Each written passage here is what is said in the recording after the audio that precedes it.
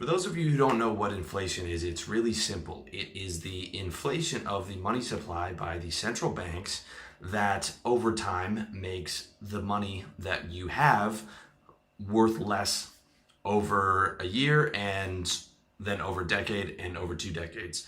The average amount of inflation is 3% a year, which means your money is losing 3% of its purchasing power every single year. That doesn't sound like a whole lot, but when you think about it, that is 30% after 10 years and 60% after 20 years. So you can have 100 grand in the bank right now and, feel good about that, and you should.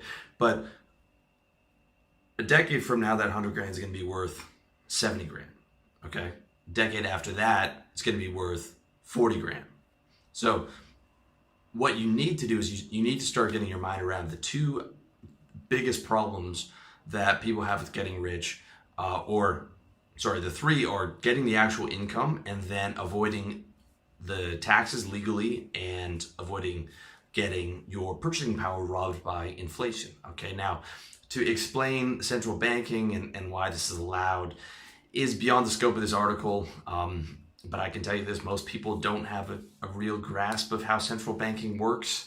If they did, it would probably be a different looking world, but I don't see that changing anytime soon. So this is just what we have to live with.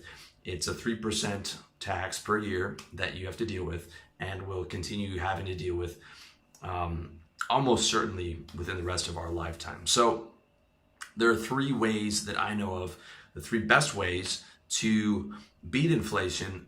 And the first one is going to sound almost too simple, okay? The first one is spend money as soon as you get it. That's the best way to beat inflation, right? If you spend the money you made today, you're not gonna have to deal with inflation at all. Now, that might sound a bit too extreme, but hear me out.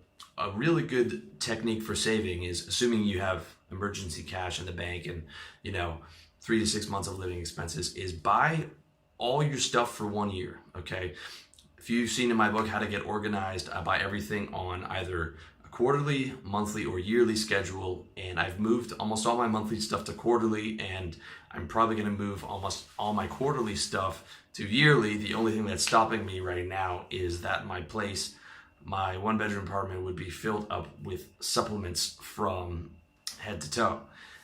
But the idea is cool. The other thing you can do is pay your bills, pay your electric bill, internet bill, gym membership, pay all that stuff in advance.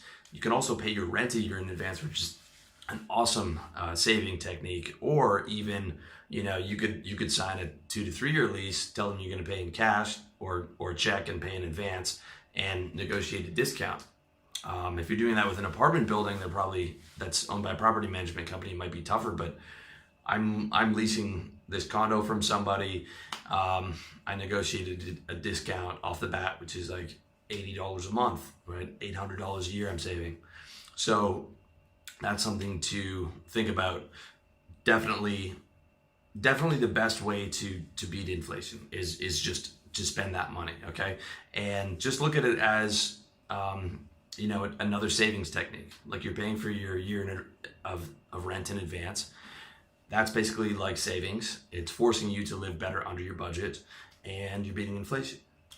Number 2, put your money into your high margin business, okay? And if you own a business that's not a high margin business, you're probably in the wrong business.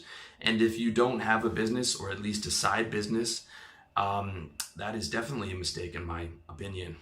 I would suggest you get yourself a high margin service business, coaching, copywriting, anything along those lines. I've got a ton of material on that, which you can check out. The returns you can get on that are in the thousands of percent.